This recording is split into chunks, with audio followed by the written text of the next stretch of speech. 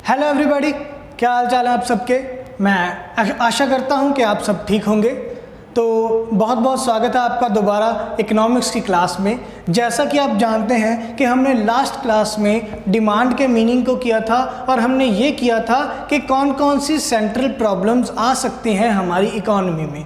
ठीक है, अभी हम जो आज का लेक्चर करेंगे, हम एक टूल के बारे में करेंगे कि एक टूल की सहायता से, एक टूल की हेल्प से जो हमारे क्वेश्चंस थे, सेंट्रल प्रॉब्लम्स थी इकोनॉमी की, उनको कैसे दूर किया जा सकता है या उनका आंसर कैसे निकाला जा सकता है। उस टूल का नाम है प्रोडक्शन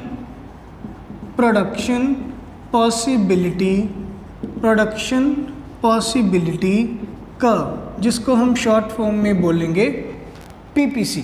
शॉर्ट फॉर्म में बोलेंगे पीपीसी। अब पीपीसी क्या है? कहते ये एक डायग्रामेटिकल रिप्रेजेंटेशन है, ग्राफिकल रिप्रेजेंटेशन है, जो हमें ये बताएगा कि आप अपने गिवन रिसोर्सेज के साथ जो आपके पास संसाधन अवेलेबल हैं उनसे आप किस किस तरह का क्या क्या चीज़ें प्रोड्यूस कर सकते हो। ठीक है, 4 हमारी सेंट्रल प्रॉब्लम्स ऑफ इकोनॉमी थी। What to produce, how much to produce, how to produce और फॉर whom टू प्रोड्यूस। उन चारों का क्वेश्चंस का आंसर हमें पीपीसी की हेल्प से मिलेगा। तो आइए हम देखते हैं। मान लीजिए ये हमारे पास रिसोर्स है। रिसोर्स क्या है? हमारे पास लैंड है, ज़मीन है।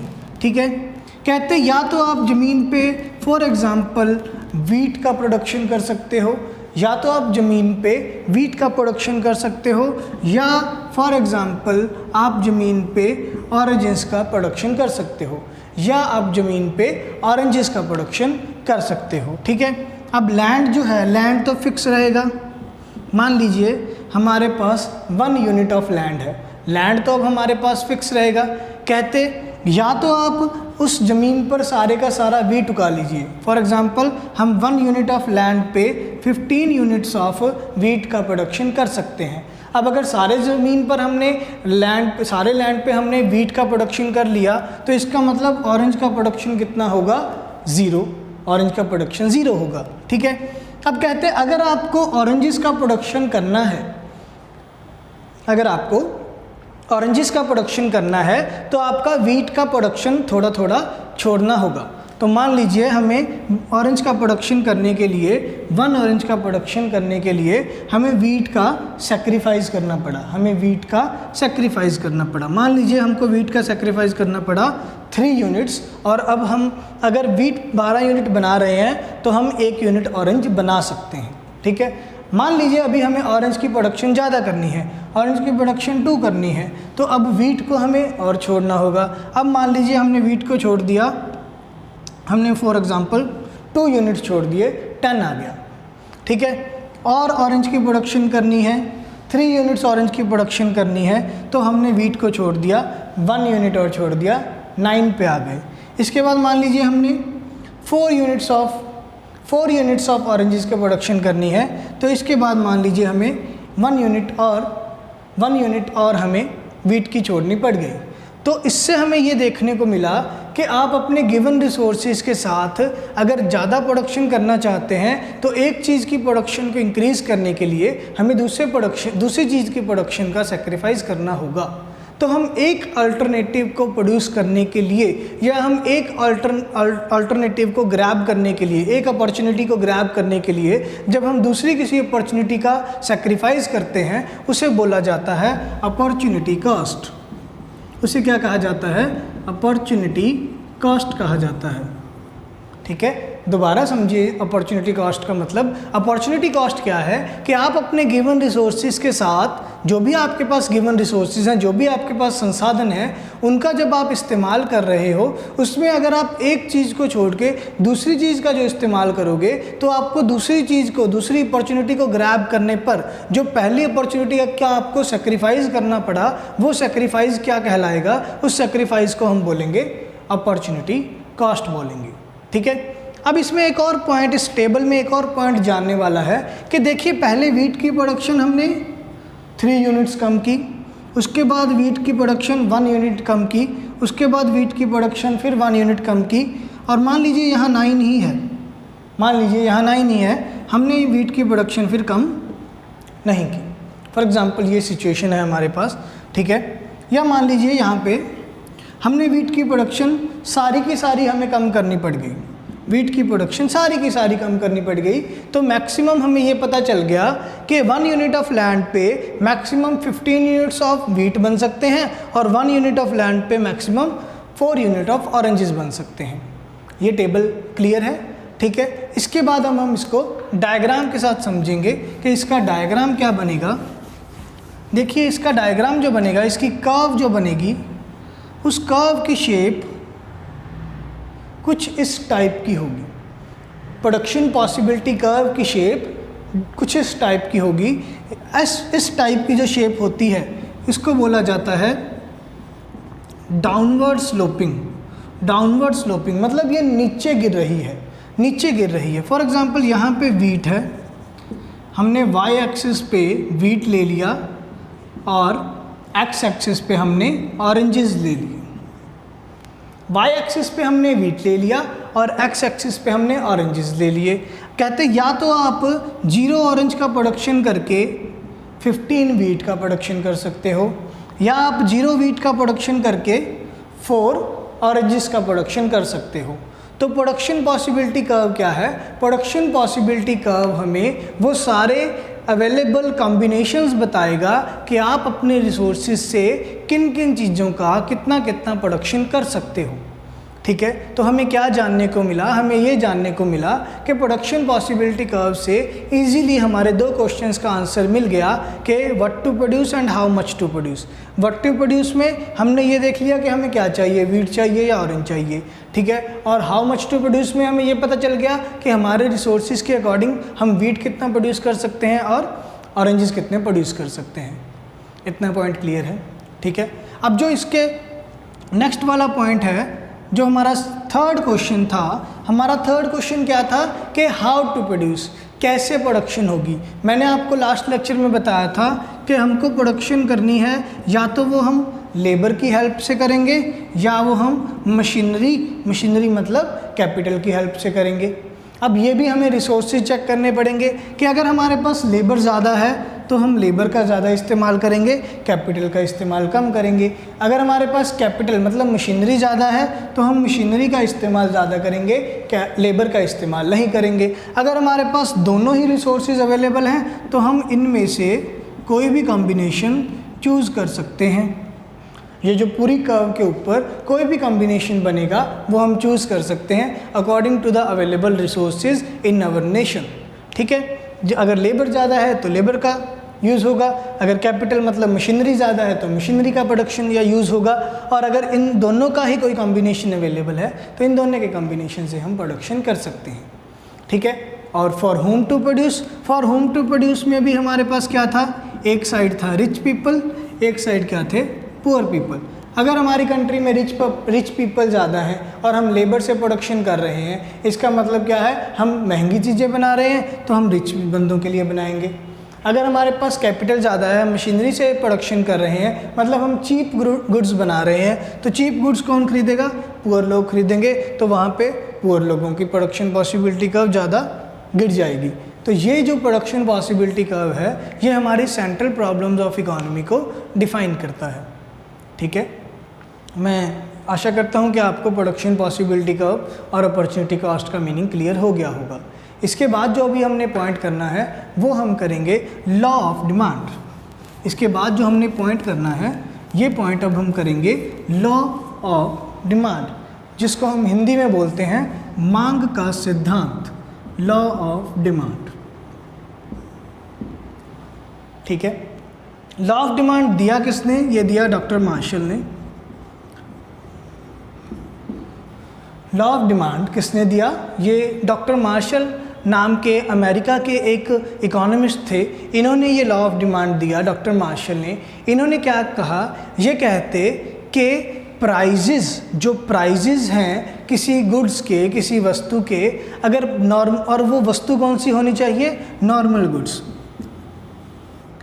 लास्ट लेक्चर में हमने टाइप्स ऑफ गुड्स भी किए थे कि कौन सी टाइप्स की गुड्स होनी चाहिए। 4 टाइप्स की गुड्स थी हमारी, नेसेसिटी, इन्फीरियर, नॉर्मल और लग्जरी।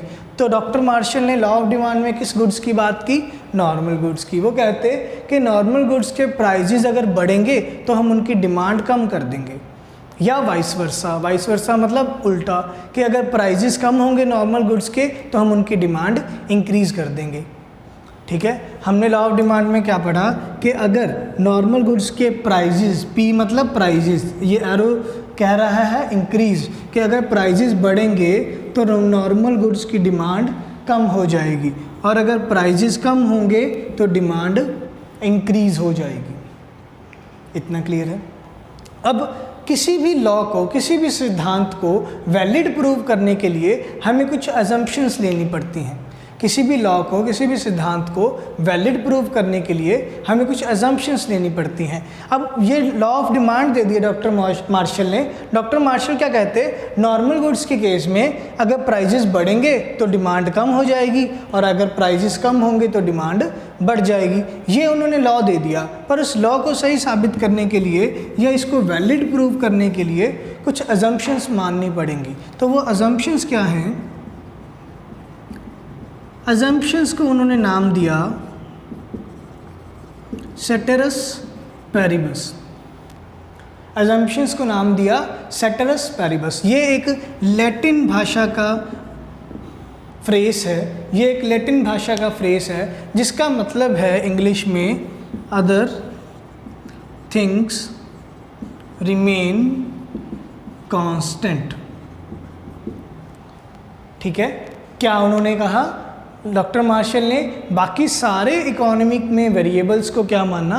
कांस्टेंट माना। सेटेरस पैरिबस का मतलब होता है, ये लैटिन भाषा का फ्रेज है, इंग्लिश में इसका मीनिंग है अदर थिंग्स रिमेन कांस्टेंट। अब इसका मीनिंग क्या है? बाकी के जितने भी इकोनॉमिक वेरिएबल्स हैं वो कांस्टेंट रहेंगे। जैसे कि पॉपुलेशन है, कांस्टेंट रहेगी, इनकम है किसी पर्सन की, वो भी कांस्टेंट रहेगी, डिमांड है वो भी कांस्टेंट रहेगी। डिमांड कांस्टेंट क्या रहेगी कि पहले फर्स्ट पॉइंट पे आप जितनी डिमांड कर रहे हो आपकी उतनी ही डिमांड होगी, प्राइजेस कम होने पे आप डिमांड इंक्रीज करवा सकते हो। ठीक है, फिर एक पॉइंट आता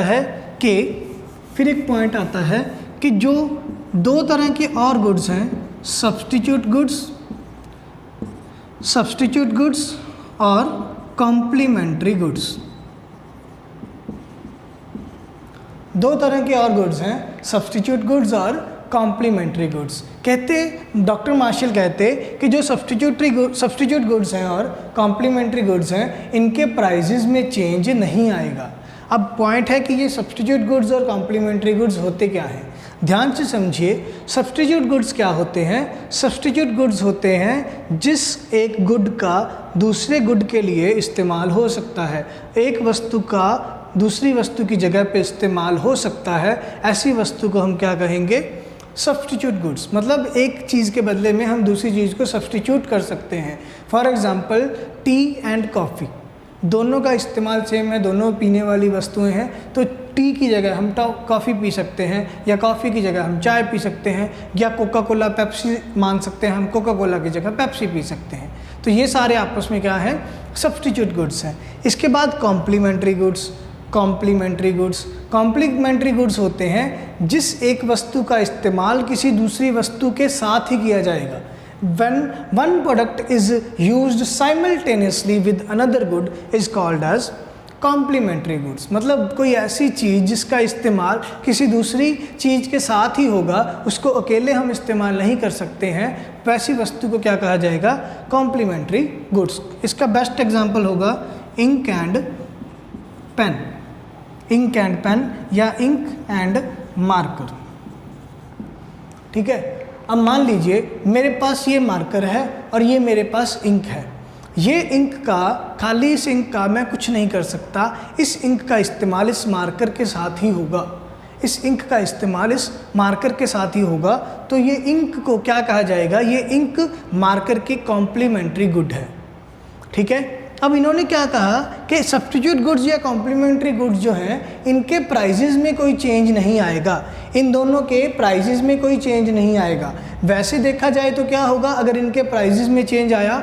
मान लीजिए सब्स्टिट्यूट गुड्स की बात करें, कोका कोला और पेप्सी की बात करें। अगर कोका कोला और पेप्सी हैं, अगर पेप्सी का रेट सस्ता हो जाए, पेप्सी का प्राइस सस्ता हो जाए, तो कोका कोला की डिमांड कम हो जाएगी, नॉर्मल सी बात है, अगर आपको कोका कोला 10 रुपये का मिल रहा है और पेप्सी अगर आपको 5 रुपये की मिल रही है तो आप पेप्सी की डिमांड ज़्यादा करोगे, ठीक है। तो उन्होंने ये कहा कि सब्स्टिट्यूट गुड्स के रेट में चेंज नहीं आएगा। फिर कॉम्प्लीमेंट्री गुड्स की बात करें तो उन्होंने कहा कॉम्प्लीमेंट्री गुड्स के भी रेट में चेंज नहीं आएगा। कॉम्प्लीमेंट्री गुड्स की एक और अच्छी एग्जांपल है कार और पेट्रोल या बाइक या पेट्रोल। अब मान लीजिए कार या पेट्रोल की एग्जांपल है, पेट्रोल महंगा हो रहा है, पेट्रोल बहुत कॉस्टली हो रहा है, तो हम क्या करेंगे, जो कार है हम उसका इस्तेमाल करना कम कर देंगे, ठीक है। तो अगर एक चीज़ का रेट बढ़ेगा तो दूसरी चीज़ की डिमांड कम होनी शुरू हो जाएगी, ठीक है। अगर पेट्रोल महंगा हो रहा है तो कार की डिमांड कम हो जाएगी। क्लियर है, क्लियर है, ठीक है। तो ये हैं सब्स्टिट्यूट गुड्स और कॉम्प्लीमेंट्री गुड्स। डॉक्टर मार्शल ने ये कहा कि जितने भी अदर वेरिएबल्स हैं, अदर इकोनॉमिक वेरिएबल्स हैं, जैसे कि इनकम लेवल है, प्राइस लेवल है, प्राइस लेवल किसका, सब्स्टिट्यूट गुड्स का और कॉम्प्लीमेंट्री गुड्स का, या हमारा पॉपुलेशन है, ये सारी चीज़ों का जो वेरिएबल्स हैं हमारे, इनमें चेंजेस नहीं आएंगे। डॉक्टर मार्शल ने ये एजम्पशन ली। क्लियर। अब इसका भी जल्दी से टेबल और ग्राफ कर लेते हैं लॉ ऑफ डिमांड का। लॉ ऑफ डिमांड का टेबल इजी है, एक तरफ प्राइस है, एक तरफ क्या है, क्वांटिटी डिमांडेड है। एक तरफ प्राइस है, एक तरफ क्वांटिटी डिमांडेड है, ठीक है। प्राइस था 5, क्वांटिटी की डिमांड कर रहे हैं 1, प्राइस का मुँह के 4 हो गया, क्वांटिटी की डिमांड थोड़ी बढ़ा दी 2, 3 2, यहाँ पे आएगा 3 और 2 4 और 1 और 5। जैसे जैसे प्राइस कम हो रहा है क्वांटिटी की डिमांड इंक्रीज हो रही है। नॉर्मल सा टेबल है कि जैसे जैसे प्राइजेस कम हो रहे हैं 5 4 3 2 1, वैसे ही क्वांटिटी की डिमांड बढ़ रही है 1 2 3 4 5, ठीक है। अब अगर इसका हम ग्राफ करें, इसका ग्राफ नॉर्मल सा बनेगा, इसका ग्राफ बनेगा कुछ इस तरीके से। ये वाली कर्व कौन सी होगी, ये हमारी कर्व होगी डिमांड कर्व। वाई एक्सिस पे हम लेंगे प्राइजेस को, वाई एक्सिस पे लेंगे हम प्राइजेस को, और एक्स एक्सिस पे लेंगे हम क्वांटिटी डिमांडेड, और एक्स एक्सिस पे लेंगे हम क्वांटिटी डिमांडेड। देखिए पहले 5 था प्राइस, तो हम 1 गुड्स की डिमांड कर रहे थे। प्राइस कम होके 1 हो गया तो हमने डिमांड 5 गुड्स की करनी शुरू कर दी, ठीक है। अब इससे हमें ये पता चला कि प्राइस में और क्वांटिटी डिमांडेड में कैसा रिलेशन है, नेगेटिव रिलेशन है। इससे हमें ये पता चला कि प्राइस में और क्वांटिटी डिमांडेड में कैसा रिलेशन है, प्राइस और क्वांटिटी डिमांडेड में नेगेटिव रिलेशन है। क्लियर है ये ग्राफ। बस लास्ट पॉइंट रह गया है लॉ ऑफ डिमांड का, जिसको हम कहते हैं कि exceptions of law of demand. Exceptions of law of demand कि कहाँ पे लॉ ऑफ डिमांड काम नहीं करता, कहाँ पे लॉ ऑफ डिमांड काम नहीं करता। कहते सबसे पहले आते हैं गिवन गुड्स। गिवन गुड्स का एक पॉइंट है जहाँ पे लॉ ऑफ डिमांड काम नहीं करता। देखिए गिवन गुड्स का जो कॉन्सेप्ट है ये दिया गया प्रोफेसर गिफन के द्वारा। ये भी अमेरिका के एक इकोनॉमिस्ट थे। इन्होंने क्या किया, इन्होंने सर्वे किया, इन्होंने लेबर क्लास का सर्वे किया। इन्होंने ये देखा जो लेबर क्लास है, जो हैंड टू माउथ क्लास है, मतलब जो सुबह से लेकर शाम तक काम करेगी और फिर उसके बाद उनको शाम को पैसा मिलेगा और वो कुछ खाएंगे। तो उन्होंने क्या देखा, अमेरिका में उन्होंने न्यूयॉर्क में सर्वे किया था। उन्होंने देखा कि एक तरफ उन्होंने ब्रेड को लिया और एक तरफ उन्होंने चिकन लिया, एक तरफ ब्रेड लिया और एक तरफ चिकन लिया। उन्होंने क्या देखा, कहते ब्रेड है मान लीजिए 25 रुपीज़ का पर पैकेट और चिकन है फॉर एग्ज़ाम्पल 200 रुपीज़ kg। ठीक है, हम ये एक एग्जांपल ले रहे हैं कि उन्होंने क्या सर्वे किया था। ब्रेड का उन्होंने प्राइस देखा 25 रुपीज़ का पैकेट और चिकन देखा उन्होंने 200 रुपीज़ kg। अब कहते कुछ ऐसा टाइम आया कि ब्रेड कॉस्टली होके 30 रुपीज़ हो गया, ब्रेड महंगा होके 25 से 30 रुपये का हो गया और चिकन सस्ता होके 200 से 150 रुपये का हो गया। चिकन सस्ता होकर 200 से 150 रुपये का हो गया। पर उन्होंने सर्वे के दौरान ये देखा कि जो लेबर क्लास है, लेबर क्लास ब्रेड के महंगे होने पर भी ब्रेड को ही खरीद रही है। वैसे लॉ ऑफ डिमांड में हमने क्या किया कि प्राइस बढ़ेंगे तो डिमांड कम हो जाएगी, पर गिफन भैया ने क्या बोला, गिफन भाई साहब कहते कि ब्रेड के रेट महंगे होने पर भी लेबर क्लास ब्रेड की तरफ ही जा रही थी और चिकन के रेट सस्ते होने पर भी चिकन की क्वांटिटी डिमांडेड में इतना फ़र्क नहीं आ रहा था।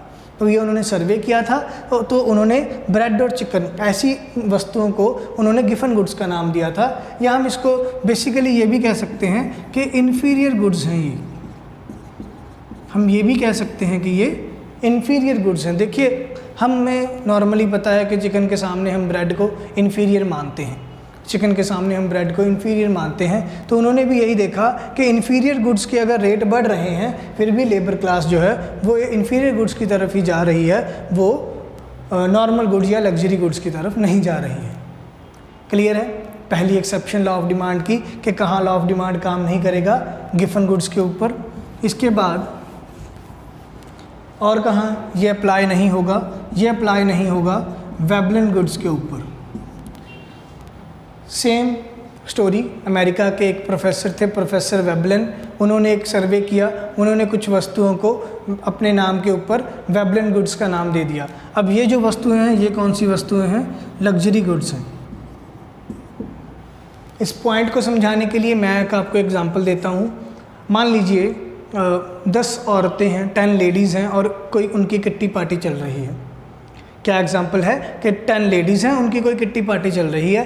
अब 9 लेडीज़ शांत बैठी थी, उसमें से एक 10वीं जो लेडी थी उसको क्यूरियोसिटी थी, मान लीजिए उसने एक ज्वेलरी कैरी की हुई है, एक उसने हार पहना हुआ है, तो वो 10वीं लेडी ने जल्दी जल्दी में बोल दिया कि मेरा तो जी 9 लाख का हार है, 9 लाख का हार है। तो अब आप मुझे बताइए कि जो बाकी 9 लेडीज़ हैं वो अपने ज्वेलरी का रेट कितना बताएंगे? महंगा बताएंगे, है ना। बाकी जो 9 औरतें हैं वो 10वीं औरत ने अगर बोला कि मेरी ज्वेलरी 9 लाख की है, तो बाकी जो 9 औरतें हैं वो अपने ज्वेलरी का रेट, अपने हार का रेट महंगा बताएंगे। तो वेबलन जी ने ये देखा सर्वे में, मतलब मैंने ये आपको एग्जांपल दिया है, उन्होंने लग्जरी गुड्स के ऊपर जो प्रेशियस गुड्स हैं, हमारी गोल्ड है, सिल्वर है, प्लेटिनम है, डायमंड है, उन्होंने उस चीज़ के ऊपर सर्वे किया। उन्होंने ये देखा कि जो ऐसी वस्तुएं होती हैं, शो ऑफ वाली वस्तुएं होती हैं, जिससे हम शो ऑफ करते हैं, अपनी स्टेटस को रिप्रेजेंट करते हैं, ऐसी वस्तुएं अगर महंगी होती रहेंगी फिर भी इनकी डिमांड में कमी नहीं आएगी, क्योंकि ऐसे जो पर्सन हैं जो महंगी महंगी चीज़ें खरीदने का शौक़ रखते हैं वो यही चाहेंगे कि मेरे को और महंगी चीज़ मिले तब मैं उसकी डिमांड और ज़्यादा करूँ। तो वेबलन जी ने इसको अपने नाम के ऊपर वेबलन गुड्स का नाम दिया। ये कौन से गुड्स हैं? वैसे लग्जरी गुड्स हैं, और इनके भी अगर प्राइजेस बढ़ रहे हैं, अगर गोल्ड के रेट बढ़ रहे हैं तो उनकी डिमांड बढ़ेगी ही, कम नहीं होगी। प्रेजेंट में भी हम यही देखते हैं। आज से अगर 30-40 साल पहले की बात करें तो गोल्ड का रेट कितना था? 200, 250, 500, 1000 रुपये किलो और 1000 रुपये तोला। अगर आज से 30-40 साल पहले की बात करें तो गोल्ड का क्या रेट होगा? 1000 रुपये तोला। और आज के रेट पे गोल्ड का क्या रेट है? 30,000 रुपये तोला।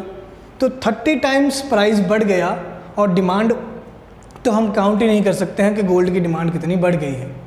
ठीक है, तो इसको कहा जाएगा वेबलन गुड्स। और थर्ड पॉइंट और लास्ट पॉइंट, कहाँ लॉ ऑफ डिमांड काम नहीं करेगा? कहते थर्ड पॉइंट है जी इंटरेस्ट। ये कोई पंजाबी बंदा होएगा जिसने ये वाला पॉइंट दिया, एक्सेप्शन दिया कि कहाँ काम नहीं करेगा लॉ ऑफ डिमांड। कहते थर्ड पॉइंट है इंटरेस्ट, शौक़, हमारे शौक़। ठीक है, जैसे नॉर्मल सी मैं आपको एग्जांपल लेता हूँ। कोई सरदारों का लड़का है, जट्टा का मुंडा, ठीक है, और उसने क्या देखा कि जी मेरे को बुलेट लेना है। उसने पापा को बोल दिया बुलेट लेना है। अब बुलेट चाहे 1 लाख का है, चाहे 1.5 लाख का है, चाहे 2 लाख का है, अगर उसके दिमाग में आ गया कि बुलेट लेना है तो उसने प्राइजेस से कोई लेना देना नहीं कि प्राइस मेरे को कम मिल रहा है या ज़्यादा मिल रहा है, मैं डिमांड कम करूँ या ज़्यादा करूँ। तो शौक़, जैसे हम पंजाबी में बोलते हैं, शौक़ का कोई मुੱਲ नहीं। ठीक है, कि शौक़ का कोई प्राइस नहीं है, इंटरेस्ट का कोई, जो हमारे पर्सनल इंटरेस्ट है उनका कोई रेट नहीं है, प्राइस नहीं है। तो यहाँ पे भी हमारा लॉ ऑफ डिमांड काम नहीं करेगा। क्लियर है? तो आज के लेक्चर में हमने 2 पॉइंट किए, जिसमें प्रोडक्शन पॉसिबिलिटी कर्व किया और हमने लॉ ऑफ डिमांड किया। प्रोडक्शन पॉसिबिलिटी कर्व जो हमारा कर्व है वो हमें ये बताएगा कि हम कौन सी चीज़ों का किस तरीके से प्रोड्यूस करें, और लॉ ऑफ डिमांड हमें ये बताएगा, ये एक साइकोलॉजिकल सा लॉ है, ये एक साइकोलॉजिकल लॉ है कि किसी भी पर्सन की क्या साइकोलॉजी रहती है प्राइजेस को लेके, कि प्राइजेस कम होंगे या बढ़ेंगे और मैं कैसे डिमांड अपनी चेंज करूंगा। साथ ही में हमने इसका टेबल किया, लॉ ऑफ डिमांड का ग्राफ किया, और हमने साथ ही में इसकी एक्सेप्शंस की कि लॉ ऑफ डिमांड कहाँ अप्लाई नहीं होगा।